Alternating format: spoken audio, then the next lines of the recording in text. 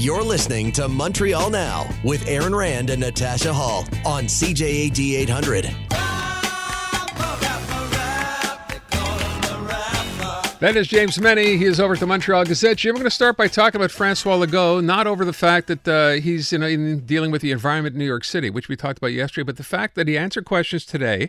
And I thought this, and I don't know, your point is kind of interesting. Since when did Francois Legault, or has he really become Quebec's rampart of reason?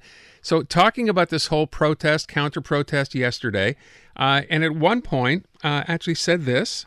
At this time, I don't have the answers, honestly. I think we have to look at each of the subjects and see what should we propose. Says most Quebecers, he feels, as he is, kind of are in the middle on this one. What did you think? Well, I have to tell you, lucky for you, lucky for this show, I speak fluent Legault. Excellent. The fact is, That's there's some other little quotes that he said. He said at one point, we have a duty as a society to protect people who are in minorities. On the other hand, I can understand that parents are worried and citizens are worried. So I would interpret this to mean that between now and Christmas, the CAQ is going to survey the living daylights out of this issue, and depending on what the result is, that's how they're going to go. Listen, he said a few things that kind of flew under the radar there. Since 2016, and this is pre-CAQ, in 2016, the Quebec government legislated that the rights of trans and non-binary people would be protected, which meant, for example, that if you're 14 and over, you could request that your name be changed with the Director of État Civil. He was asked about this, and he did not close the door to quite literally rescinding or changing those rights or changing that legislation if this committee found it to be necessary. The other thing is, and I want to make this clear, and I've mentioned this earlier this week on the show, what Legault announced today was, in fact, announced last week by Bernard Drinville when he was caught up in the whole idea of co-ed bathrooms. And I pointed out as well that the press had done some digging and discovered that, in fact, this government had examined the very issues that it intends to re-examine with this committee. And it had already put together a manual on how to deal with this step by step. So clearly, this government was caught short by the size and the vociferousness of these demonstrations, not just in Montreal, but elsewhere in Canada. And as I say, this is the modus operandi of the Legault government. They have a problem dumped in their lap. They don't really know what to do with it, so they turn around and essentially say, we're going to call a committee. In the meantime, they'll try and, as scientifically as they can, gauge what the public's opinion is on this and act accordingly. The other interesting piece of thought is, as I said, these demonstrations are going on across the country.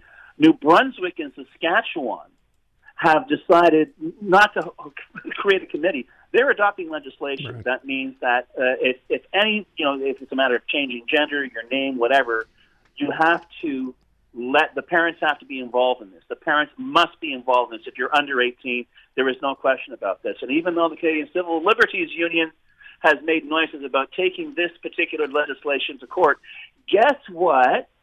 The premiers of New Brunswick and Saskatchewan are saying about this particular law. If we go to court, we'll just adopt the notwithstanding clause. Mm-hmm. Isn't that cool? No. Isn't that marvelous? Yeah. No. Isn't that a tremendous made-in-Quebec solution to legislation that might fly in the face of the Charter? But Jim, when Ontario tried to we're pulling the notwithstanding clause thing during that teacher strike, Justin Trudeau wasted no time in telling them, no, you're not. Well, maybe he gets involved in this. He'd never say it in Quebec, obviously, we know that, but maybe he would in this case.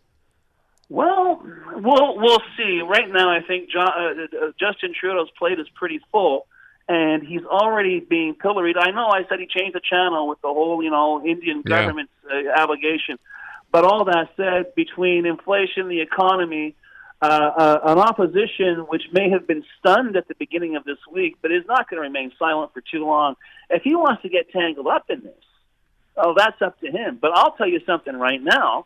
just based on my own, absolutely, sort of like, in the Montreal Now tradition, utterly unscientific polling of people that I've spoken to, parents that I've spoken to. Yeah. If Legault turns around and says, you know what, we're going to rescind those rights, I don't think most people are going to protest against that. I think the parents I've spoken to have said it's not a matter of trans or binary. It's that these are my kids, and I have every right. I have a far more overreaching right to be involved in anything that happens to my kid at school. But to your point, Jim, we live in Quebec, 14 years of age. You get to call your own shots here. So what happens to the 14-year-olds the 14-year-olds who then say they'll have someone go to court for them and say, wait a sec, we basically have the right to run, to basically manage our own lives, and we're going to take this decision to court. Well, they could try, but then again, if the government's involved, hello, Mr. Notwithstanding Clause. Right. Okay. I mean, this is it. And I've been warning about this ever since Bill 21. Yeah. It's not about, it's not about Muslims, and it's not about being trans, okay? And I got to tell you, I don't want to sound flip here, but once you start messing around with fundamental rights, it's kind of like eating potato chips. Once you start, it's tough to stop. Yeah. I find and depending on which government and which point of view and which poll finding will determine how we're going to live our lives, this is it. We have this poisonous capsule inside our Constitution, the Notwithstanding Clause. This perfectly imperfect, and as we're discovering now, downright dangerous compromise that was made in order to repatriate the Constitution. And if you think we're having problems now, give it 5 years. I got a feeling you're going to see more premiers turn around and say, well, if the law doesn't suit me, if these rights get in the way of my legislative agenda, guess what? The feds gave me a bulldozer, and I'm going to use it. To your point, and the question was asked, I'm going to play the clip for you because we have a minute here. So the question to him was, what will Quebec do next in this case, right? Are these protests, counter-protests? Here's what he said. Yes, it's true. We have to have a debate.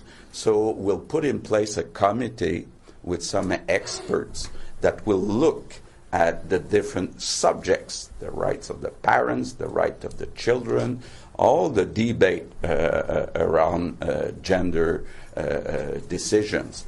And we'll look at what's done in other countries, and the committee will come back to us. But in the meantime, I'm asking everybody to be respectful. That's what he's asking for. Well, he's asking people to be respectful, but I would respectfully submit that he did not mention this out loud, but I think one of those experts will be an expert in conducting online polls. What a shame, right? What an absolute shame that this will come down to the results of a poll rather than a sense of what is right and what's really, truly best for kids. Well, you got I'll even rephrase it, Natasha. It's not even, it's what they can get away with, and quite frankly, they're not unique as a government in that regard. No. Well, you're right. And as you pointed out, those other governments in New Brunswick and, of course, out in Saskatchewan proving that point. So we'll see. He talked a good game, Jim, when he did say this, right, kind of taking that middle ground. But to your point, you're probably right. I mean, it'll be about polling like it always has been. Although, were you surprised when he mentioned that part about the transgender bathrooms, that they definitely were not going to go that way?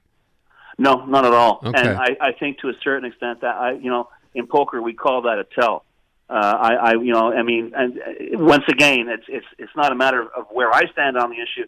It's a matter, I think, what Francois Legault, himself a parent, and perhaps his own anecdotal evidence has shown. I don't think public opinion is on the side of this, and Francois Legault has made his career as Premier of Quebec by channeling public opinion in certain convenient ways, and I think we're going to see another example of that between now and Christmas.